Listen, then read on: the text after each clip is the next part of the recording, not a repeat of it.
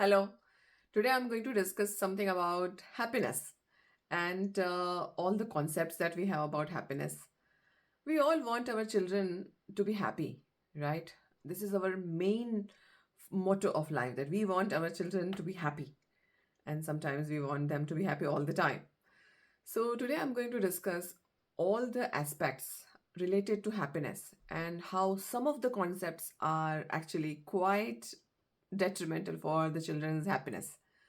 So, in this video, I'm going to discuss all the aspects that we have to focus on and where we are going wrong and how we can avoid those mistakes, right? So, let's begin.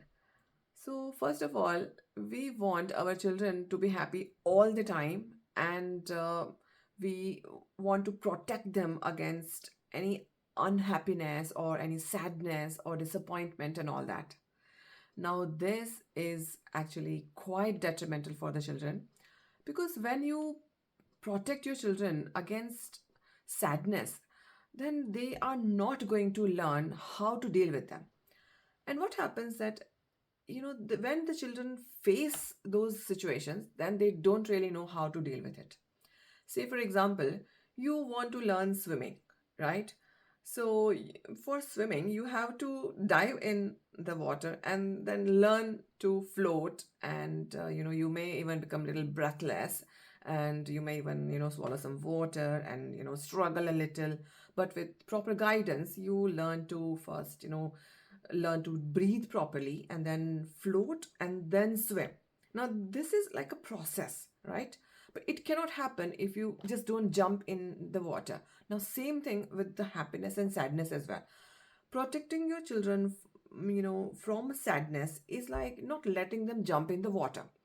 So they are never going to learn how to handle it when they are faced with it.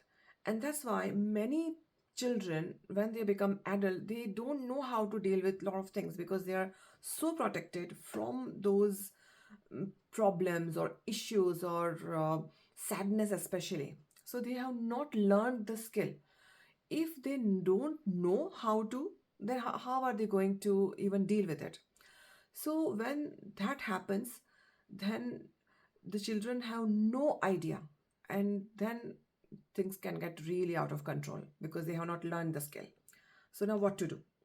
So first, accept that children will go through positive and negative emotions together, and it is part and package of life, part and parcel of life, and it will definitely happen.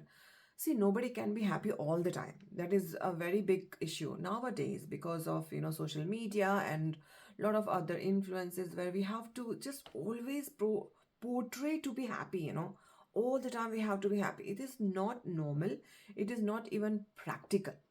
So we should not focus on something which is not even real, and we have to then think whether this is right attitude or not, and this is wrong attitude, so we have to then work on it. So that's number one, that first accept that problems will come, and then next step is then support the child while the child is going through the tough time. Now here comes the point number two.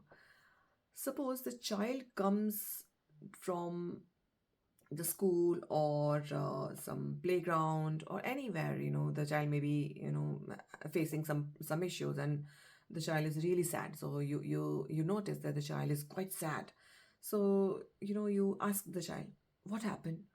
Then the child just narrates. So you go like, oh, this happened, that happened, then what happened, then are you okay, is there something wrong, what happened? And suppose the child said that or she was bullied at school or anywhere. Then you go like, oh, now how dare they do it with you, how dare they say these things to you, I'm going to make sure that they get punished, I'm going to do this and I'm going to do that. And you go in your own mind all the pain, and you can see how the disturbing is this. Now why am I doing this is because so you can see how the child is going to see you as a parent and how the child is going to feel. Now the child, when or she sees you being so scared. Now the child is going to feel extremely insecure within, that, oh, I'm causing my mom or dad, this discomfort. So it's better that I just don't share anything, because they are feeling so uncomfortable. Now I don't know what is going to happen. Now I think I may be even more in trouble. So let's not go there. You, on the other hand, what happens, like suppose you had uh, an issue with childhood bullying or trauma or something. Now that gets triggered in your mind. When that gets triggered in your mind, then you go totally in your childhood. You literally get teleported in your childhood, and then you kind of relive that thing.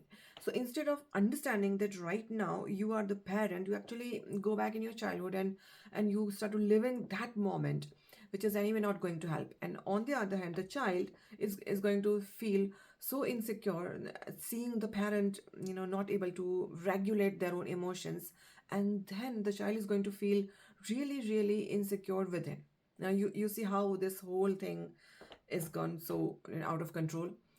So first we have to understand that children, like second point is that, realize that children will go through these emotions and everything.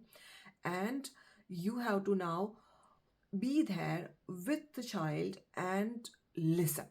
Now just listen. Like suppose the child came back from the school and said, oh, you know what, this happened with me. Now what are you going to do? You are going to just sit with the child and just listen to what happened. No reaction, no judgment, nothing.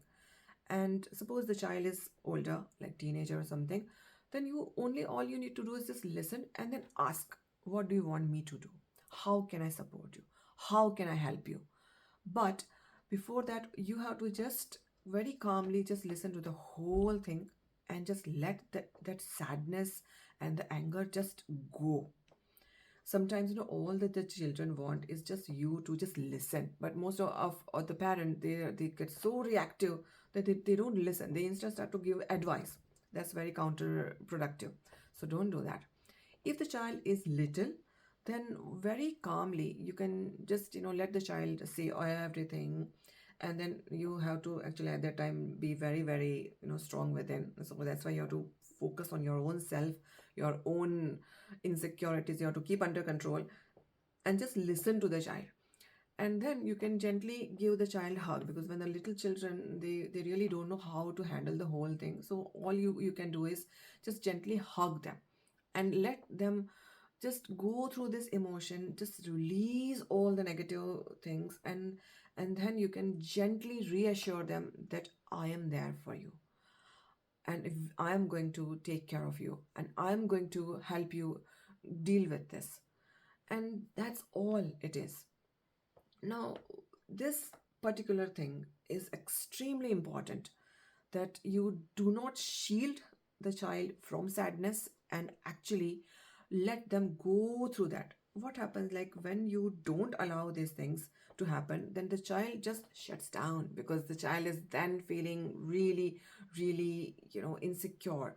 Next time the child will not come to you and say, this happened, that happened. And the child maybe then be more prone to more abuse, more bullying, or more sadness, because he or she hasn't learned the coping mechanism. He hasn't learned to regulate the emotions and learn to release those negative emotions. And later in the life, they may actually face even bigger and worse problems. It's not like always this can happen, but these are the possibilities. So happiness is of course very important for raising emotionally intelligent children, but obsessing about it and controlling the whole the life and shielding them from unhappiness is actually very counterproductive. So that's all for today. And if you have any insight about this, do let me know. And if you are making this mistake, just make sure that you don't do this. And if you have got any question or something, you can let me know. And until next time, just be mindful and happy parenting.